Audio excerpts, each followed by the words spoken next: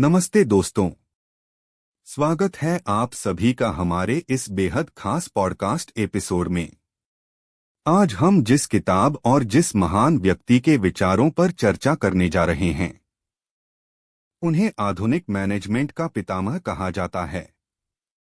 जी हाँ, मैं बात कर रहा हूँ पीटर एफ ड्रकर की और उनकी अद्भुत किताब क्लासिक ड्रकर की।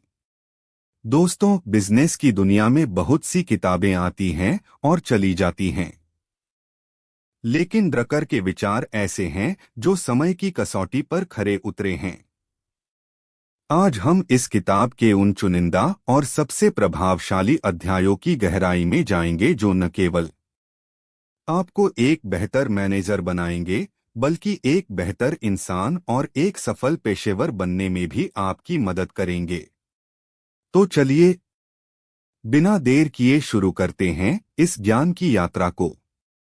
सबसे पहले हम बात करेंगे उस विषय पर जो हम सभी के लिए सबसे ज्यादा व्यक्तिगत और महत्वपूर्ण है, और वह है मैनेजिंग वनसेल्फ, यानी खुद का प्रबंधन करना। दोस्तों, हम एक ऐसे युग में जी रहे हैं जहां अवसर असीमित हैं। अगर आप में महत्वाकांक्षा है, आप होशियार हैं, तो आप किसी भी ऊंचाई तक पहुंच सकते हैं, चाहे आपकी शुरुआत कहीं से भी हुई हो। लेकिन इन अवसरों के साथ एक बहुत बड़ी जिम्मेदारी भी आती है। वह जिम्मेदारी है खुद को मैनेज करने की। पहले के जमाने में कंपनियां अपने कर्मचारियों के करियर को मैनेज करती थीं, लेकिन आज ऐसा नहीं है। आज आपको खुद अपना सीईओ बनना होगा। आपको पता होना चाहिए कि आप कब अपनी नौकरी बदलें, कब नई चीजें सीखें और कैसे अगले 50 सालों तक खुद को प्रोडक्टिव बनाए रखें। पीटर ड्रकर कहते हैं कि खुद को मैनेज करने के लिए सबसे पहले आपको यह जानना होगा कि आपकी ताकत क्या है, आपकी स्ट्रेंथ्स क्या हैं। यह सुनने में बहुत आसान लगता है ना? लेकिन असल में ज्यादातर लोग नहीं जानते कि उनकी असली ताकत क्या है। अक्सर लोग अपनी कमजोरियों के बारे में ज्यादा जानते हैं, और वो भी कई बार गलत होती हैं। लेकिन याद रखिए, आप कोई भी बड़ा काम अपनी कमजोरियों के दम पर नहीं, बल्कि अपनी ताकतों के दम पर ही कर सकते हैं। तो सवाल यह उठता है कि अपनी ताकत को पहचाने कैसे? ड्रकर ने इसके लिए एक बहुत ही शानदार और व्यावहारिक तरीका बताया है, जिसे वे फीडबैक एनालिसिस कहते हैं। यह बहुत सरल है। जब भी आप कोई महत्वपूर्ण निर्णय लें या कोई बड़ा काम शुरू करें, तो उससे आप क्या परिणाम उम्मीद कर रहे हैं, उसे लिख लें। और फिर 9 या 12 महीने बाद हकीकत में जो परिणाम आए हैं, उनकी तुलना अपनी उम्मीदों से करें। ड्रकर कहते हैं कि उन्होंने खुद यह तरीका 15 से 20 सालों तक अपनाया और हर बार उन्हें कुछ नया पता चला। इस छोटे से अभ्यास से आपको 2-3 साल में ही पता चल जाएगा कि आपकी असली ताकत कहाँ है।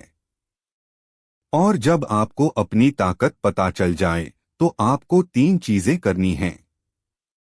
पहली, अपनी ताकतों पर ध्यान केंद्रित करें। अपने आप को ऐसी जगह रखें जहां आपकी ताकत सबसे ज्यादा परिणाम दे सके। दूसरी, अपनी ताकतों को और निखारें। देखें कि कहां कमी रह गई है और कौन से नए हुनर सीखने की जरूरत है। और तीसरी, अपनी बौद्धिक कमियों को पहचानें और उन्हें दूर करें।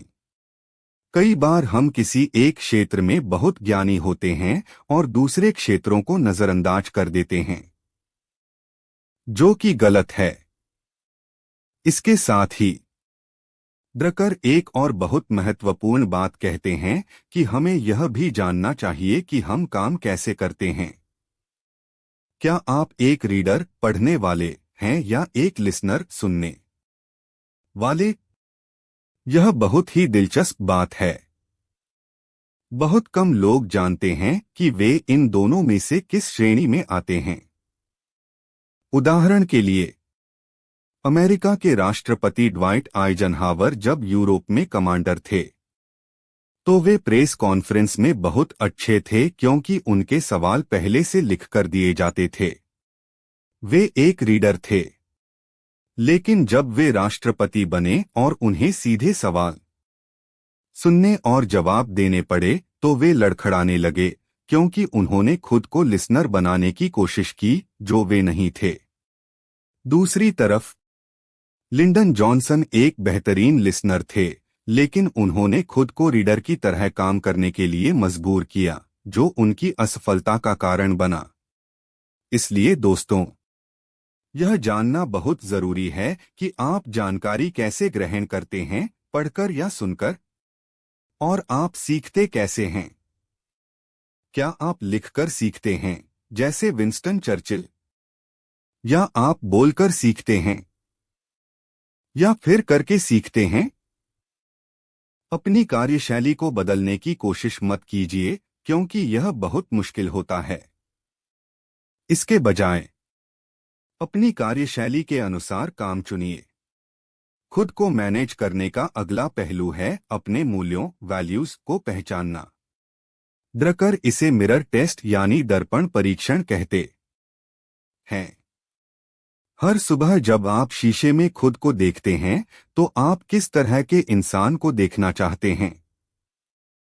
अगर किसी संगठन के मूल्य आपके अपने मूल्यों से मेल नहीं खाते तो आप वहां कभी भी अपना सर्वश्रेष्ठ प्रदर्शन नहीं कर पाएंगे और न ही खुश रह पाएंगे। करियर का चुनाव करते समय हमें यह भी सोचना चाहिए कि हम किस जगह से ताल्लुक रखते हैं। क्या आप एक बड़े संगठन में अच्छा काम करते हैं या छोटे में? क्या आप लोगों के साथ मिलकर काम करना पसंद करते हैं या अकेले? क्या आप निर्णय लेने वाले व्यक्ति हैं या एक अच्छे सलाहकार? जब आप अपनी ताकत, अपनी कार्यशैली और अपने मूल्यों को जान लेते हैं, तब आप यह कहने की स्थिति में होते हैं कि मैं यहां बिलोंग करता हूं या मैं यहां बिलोंग नहीं करता। अब चलिए थोड़ा आगे बढ़ते हैं और बात करते हैं थ्योरी ऑफ द बिजनेस यानी व्यवसाय के सिद्धांत की। ड्रकर कहते हैं कि हर संगठन, चाहे वह बिजनेस हो या कोई और संस्था, कुछ मान्यताओं अजम्पशंस पर काम करता है। ये मान्यताएं बाजार के बारे में होती हैं, ग्राहकों के बारे में होती हैं, टेक्नोलॉजी के बारे में होती हैं और खुद कंपनी की ताकतों के बारे में होती हैं। इन सभी मान्यताओं को मिलाकर ही उस कंपनी की थ्योरी ऑफ द बिजनेस बनती है। समस्या तब आती है जब ये मान्यताएं पुरानी हो जाती हैं और हकीकत बदल जाती है। लेकिन कंपनी अपनी पुरानी सोच को नहीं छोड़ पाती। ड्रकर ने इसके लिए जनरल मोटर्स जीएम और आईबीएम का बहुत ही बेहतरीन उदाहरण दिया है। एक समय था जब जनरल मोटर्स और आईबीएम दुनिया की सबसे सफल कंपनियां थीं। लेकिन फिर एक दौर ऐसा आया जब वे मुश्किल में पड़ गईं। क्यों? क्या वे आलसी हो गए थे? नहीं। क्या उनकी मैनेजमेंट खराब हो गई थी? नहीं। हुआ यह कि जिन सिद्धांतों पर उनकी सफलता टिकी थी, वे सिद्धांत अब हकीकत से मेल नहीं खा रहे थे। जैसे आईबीएम को लगा था कि कंप्यूटर का भविष्य केवल बड़े मेनफ्रेम कंप्यूटरों में है। लेकिन तभी पर्सनल कंप्यूटर पीसी की क्रांति आ गई। पहले तो आईबीएम ने इसे गंभीरता से नहीं लिया, लेकिन जब उन्हें अपनी गलती का एहसास हुआ, तब तक बहुत देर हो चुकी थी। यही हाल जीएम का हुआ। उनकी मान्यता थी कि कार का बाजार आय इनकम के हिसाब से बंटा हुआ है। लेकिन बाद में लोगों की जीवन शैली और पसंद बदल गई, जिसे जीएम पकड़ नहीं पाया। इसलिए एक सफल बिजनेस के लिए जरूरी है कि उसकी थ्योरी हकीकत के साथ मेल खाए। और सबसे जरूरी बात यह है कि इस थ्योरी को समय समय पर परखा जाए। ड्रकर कहते हैं कि हर 3 साल में अपने संगठन की हर मान्यता को चुनौती देनी चाहिए। पूछना चाहिए कि अगर हम आज यह बिजनेस शुरू करते तो क्या हम इसे उसी तरह करते जैसे अब कर रहे हैं? अगर जवाब ना है तो बदलाव का समय आ गया है। अब बात करते हैं निर्णय लेने की कला पर, यानी इफेक्टिव डिसीजन मेकिंग। ड्रकर कहते हैं कि प्रभावी लोग बहुत सारे निर्णय नहीं लेते, वे केवल महत्वपूर्ण निर्णय लेते हैं। वे समस्याओं को सुलझाने के बजाय रणनीतिक और मौलिक बदलावों पर ध्यान देते हैं। निर्णय लेने की प्रक्रिया में सबसे पहला कदम है समस्या को वर्गीकृत करना। क्या यह समस्या एक आम समस्या है जो बार बार होती है, या यह एक अपवाद है, एक अनोखी घटना है? ज्यादातर समस्याएं आम होती हैं और उनके लिए एक नियम या पॉलिसी बनाई जानी चाहिए। जो गलती अक्सर मैनेजर करते हैं वह यह है कि वे हर समस्या को एक नई और अनोखी समस्या मानकर उसका इलाज करने लगते हैं। इससे समय और ऊर्जा दोनों बर्बाद होती है। एक बार जब आप समस्या को समझ लेते हैं तो अगला कदम है उसे सही तरीके से परिभाषित करना। यह सब किस बारे में है? इसकी असली जड़ क्या है? इसके बाद आपको यह देखना होता है कि सही निर्णय क्या है, न कि यह कि कौन सा निर्णय सबको स्वीकार होगा। अक्सर हम समझौते करने के चक्कर में सही निर्णय से भटक जाते हैं। और याद रखिए, कोई भी निर्णय तब तक निर्णय नहीं है जब तक कि उसे एक्शन यानी कार्य में न बदला जाए। यह तय होना चाहिए कि कौन क्या करेगा, कब तक करेगा और उसके लिए क्या संसाधन चाहिए। और आखिर में फीडबैक बहुत जरूरी है। आपको यह जांचना होगा कि आपके निर्णय का हकीकत में क्या असर हो रहा है। इसके लिए आपको अपनी आरामदायक कुर्सी छोड़कर फील्ड में जाना होगा, लोगों से बात करनी होगी और देखना होगा कि जमीन पर क्या हो रहा है। दोस्तों, अब हम एक बहुत ही मानवीय पहलू पर आते हैं। ड्रकर ने एक लेख लिखा था जिसका शीर्षक था वे सिर्फ कर्मचारी नहीं, वे इंसान हैं। इसमें वे बताते हैं कि कैसे आज के दौर में कर्मचारी और संगठन का रिश्ता बदल गया है। पहले लोग सिर्फ आजीविका के लिए काम करते थे, लेकिन आज नॉलेज वर्कर्स यानी ज्ञान आधारित कर्मचारी काम करते हैं। ये लोग डॉक्टर, इंजीनियर, अकाउंटेंट या सॉफ्टवेयर डेवलपर हो सकते हैं। इनके पास जो सबसे कीमती चीज है वह है उनका ज्ञान, और यह ज्ञान उनके दिमाग में होता है, न कि कंपनी की मशीनों में। ये लोग केवल पैसे के लिए काम नहीं करते। इन्हें सम्मान चाहिए, स्वायत्तता चाहिए और अपने काम में एक उद्देश्य चाहिए।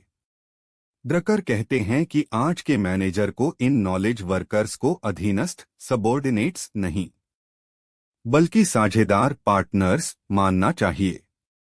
जैसे एक ऑर्केस्ट्रा का कंडक्टर होता है। कंडक्टर को हर वाद्ययंत्र बजाना नहीं आता, लेकिन वह जानता है कि संगीतकारों से सर्वश्रेष्ठ प्रदर्शन कैसे करवाना है। उसी तरह एक मैनेजर को यह जानने की जरूरत नहीं है कि एक प्रोग्रामर कोडिंग कैसे करता है, लेकिन उसे यह पता होना चाहिए कि उस प्रोग्रामर की प्रतिभा का उपयोग बिजनेस के लक्ष्यों को हासिल करने के लिए कैसे किया जाए। आज की दुनिया में वॉलंटियर यानी स्वयंसेवकों की भूमिका भी बहुत अहम हो गई है। कई गैर लाभकारी संस्थाएं, नॉन प्रॉफिट्स जैसे गर्ल स्काउट्स या रेड क्रॉस बहुत ही शानदार तरीके से काम करती हैं, जबकि वे लोगों को सैलरी नहीं देती। वे लोगों को एक मिशन देती हैं, एक उद्देश्य देती हैं। बिजनेस जगत को इन संस्थाओं से सीखना चाहिए कि लोगों को बिना पैसे के लालच के भी कैसे प्रेरित किया जा सकता है। जब लोगों को लगता है कि वे किसी बड़े उद्देश्य का हिस्सा हैं, तो वे अपना दिल और जान लगाकर काम करते हैं। अब चलिए इनोवेशन यानी नवाचार की बात करते हैं। ड्रकर का मानना है कि इनोवेशन कोई जादू नहीं है और न ही यह केवल प्रतिभाशाली लोगों का काम है। यह एक अनुशासन है जिसे सीखा जा सकता है। उन्होंने इनोवेशन के 7 स्रोतों के बारे में बताया है। सबसे पहला और आसान स्रोत है अप्रत्याशित सफलता या अप्रत्याशित विफलता। जब कोई उत्पाद बाजार में उम्मीद से ज्यादा सफल हो जाए या पूरी तरह फेल हो जाए, तो वहां इनोवेशन का मौका होता है।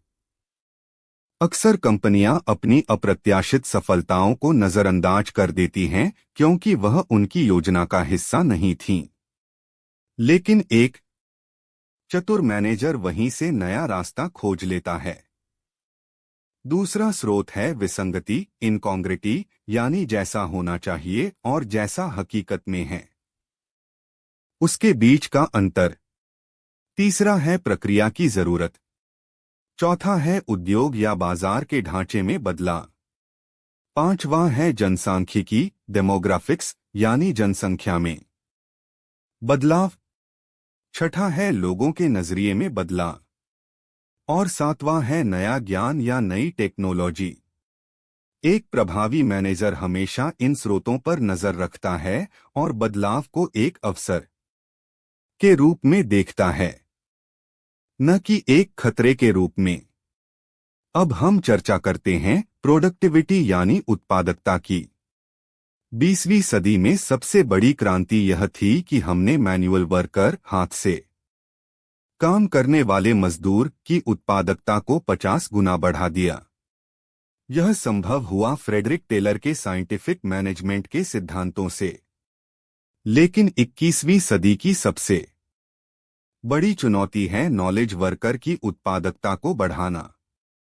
एक मशीन ऑपरेटर की उत्पादकता नापना आसान है, उसने कितने पुर्जे बनाए।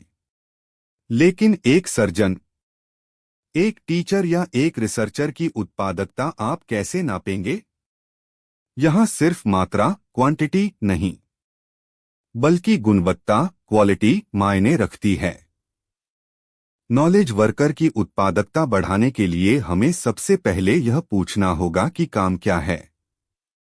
What is the task? हमें उन कामों को हटाना होगा जो जरूरी नहीं हैं। हमें उन्हें लगातार सीखने और दूसरों को सिखाने का मौका देना होगा। नॉलेज वर्कर को एक एसेट, संपत्ति माना जाना चाहिए, न कि एक लागत, कॉस्ट। जब हम ऐसा करेंगे तभी हम आज की अर्थव्यवस्था में सफल हो पाएंगे। ड्रकर ने सूचना, इंफॉर्मेशन के महत्व पर भी बहुत जोर दिया है। वे कहते हैं कि आज के दौर में सूचना ही वह धुरी है जिस पर पूरा बिजनेस घूमता है। पहले अकाउंटिंग का काम सिर्फ यह बताना था कि पैसा कहां खर्च हुआ, लेकिन आज के मैनेजर को एक्टिविटी बेस्ड कॉस्टिंग जैसी तकनीकों का इस्तेमाल करना चाहिए ताकि पता चले कि कौन सी गतिविधि वास्तव में मुनाफा दे रही है और कौन सी नहीं। हमें सिर्फ अपनी कंपनी के अंदर का डेटा नहीं, बल्कि बाहर की दुनिया की जानकारी भी चाहिए। बाजार में क्या हो रहा है, कंपीटिटर्स क्या कर रहे हैं, टेक्नोलॉजी कैसे बदल रही है, यह सारी जानकारी एक प्रभावी निर्णय लेने के लिए अनिवार्य है। एक और बहुत ही दिलचस्प विचार जो ड्रकर ने दिया, वह है नई तरह का संगठन। भविष्य के संगठन आज के पिरामिड जैसे नहीं होंगे, जहां ऊपर से नीचे तक कई लेयर्स होती हैं। वे एक सिम्फनी ऑर्केस्ट्रा की तरह होंगे। एक ऑर्केस्ट्रा में सैकड़ों संगीतकार होते हैं, लेकिन केवल एक कंडक्टर होता है। बीच में कोई मैनेजर नहीं होता। हर संगीतकार अपने वाद्ययंत्र का विशेषज्ञ होता है और उसे पता होता है कि उसे कब और क्या बजाना है। उनका तालमेल स्कोर धुनों के लिखित दस्तावेज से बनता है। उसी तरह भविष्य की कंपनियों में हर कर्मचारी एक विशेषज्ञ होगा और वे सभी एक साझा मिशन और रणनीति के तहत काम करेंगे। यहाँ सूचना का प्रवाह ऊपर से नीचे नहीं, बल्कि हर दिशा में होगा। अंत में मैं उस बात पर आना चाहूंगा जिसे ड्रकर एक प्रभावी मैनेजर, इफेक्टिव एग्जीक्यूटिव की पहचान मानते हैं। प्रभावी होना कोई जन्मजात प्रतिभा नहीं है। यह एक आदत है, एक अभ्यास है जिसे कोई भी सीख सकता है। प्रभावी मैनेजर समय का प्रबंधन जानते हैं। वे मैं के बजाय हम की भाषा बोलते हैं। वे समस्याओं में उलझने के बजाय अवसरों पर ध्यान केंद्रित करते हैं। वे बैठकों, मीटिंग्स को उत्पादक बनाते हैं, न कि समय की बर्बादी। और सबसे बड़ी बात, वे जिम्मेदारी लेते हैं अपने निर्णयों की, अपनी संचार की और अपने परिणामों की। तो दोस्तों, पीटर ड्रकर की यह किताब क्लासिक ड्रकर हमें सिखाती है कि मैनेजमेंट सिर्फ लोगों से काम करवाना नहीं है, बल्कि यह मानव जीवन को बेहतर बनाने, समाज में योगदान देने और खुद को लगातार विकसित करने का एक जरिया है। चाहे तकनीक कितनी भी बदल जाए, इंसान और उसके मूल्य हमेशा केंद्र में रहेंगे। आज हमने जिन सिद्धांतों पर बात की, खुद को जानना, अपने बिजनेस की थ्योरी को समय समय पर जांचना, प्रभावी निर्णय लेना, नवाचार करना और नॉलेज वर्कर्स का सम्मान करना, ये वो स्तंभ हैं जिन पर एक सफल और टिकाऊ संगठन खड़ा होता है। मुझे उम्मीद है कि आज की इस चर्चा से आपको अपने करियर और जीवन में आगे बढ़ने के लिए नई अंतर्दृष्टि मिली होगी। इन सिद्धांतों को केवल सुनिए मत, इन्हें अपने काम में उतारिए। देखिए कि कैसे छोटे छोटे बदलाव बड़े परिणाम ला सकते हैं। खुद से सवाल पूछिए, अपनी ताकतों को पहचानिए और जिम्मेदारी लीजिए। यही पीटर ड्रकर का असली संदेश है। अपना कीमती समय देने के लिए बहुत बहुत धन्यवाद।